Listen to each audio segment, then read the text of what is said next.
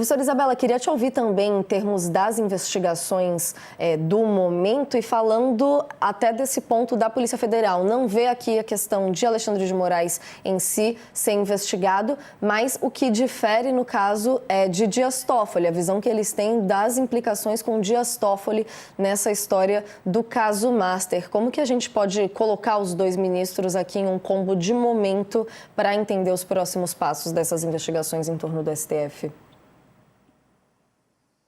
Acho que tem uma coisa que agora cabe mais a gente imaginar como é que o ministro Alexandre de Moraes vai se movimentar, porque se a gente for comparar, né, as duas trajetórias, né, o que aconteceu foi o seguinte: o Toffoli, de uma certa forma, ele dobrou a aposta, né, ele disse, bom, continuo, e aí o Toffoli tinha uma saída que era uma saída muito mais fácil, né, ele estava num lugar que era muito mais fácil do que o Alexandre de Moraes, que era de simplesmente dizer que ele, enfim, que ele não deveria atuar naquele caso, era só ele se abster, enfim, ele não teria que dar maiores explicações, isso é uma coisa comum que acontece no direito, e seria simplesmente isso.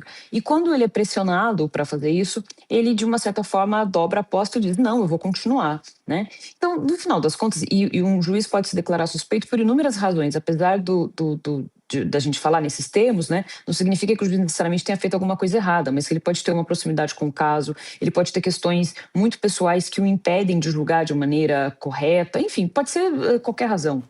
Então, no final das contas, ou até proximidade, né, pessoal com os familiares, etc. E acho que tinha uma saída que era muito mais fácil. E aí o que acabou acontecendo é que a gente foi vendo uma espécie de escalada, né? Enquanto mais a gente tinha questões que ficavam evidentes que ele não deveria atuar naquele caso, todo mundo em volta dizendo isso, especialistas, etc., mais ele dizia que iria, até que chegou uma hora que ficou insustentável. Isso levou a um desgaste pessoal da imagem dele e um desgaste da corte, né, como um todo.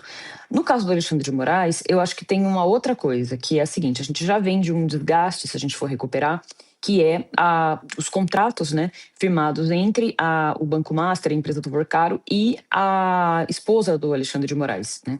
Até aí, a gente pode dizer, uma parte, inclusive, da resposta naquele momento foi, bom, são coisas diferentes, a gente está falando de uma questão que é uma questão muito delicada, que já se discute há muitos anos na corte, que é a proximidade em relação a parentes, então, esposa, marido, filhos, etc.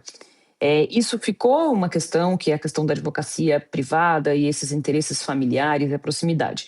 Isso já levantou uma série de questões e já levou um desgaste, né? Porque eram contratos que, se não me engano, você pode até me corrigir, Natália, eram na casa dos mais de 120, 130 milhões de reais.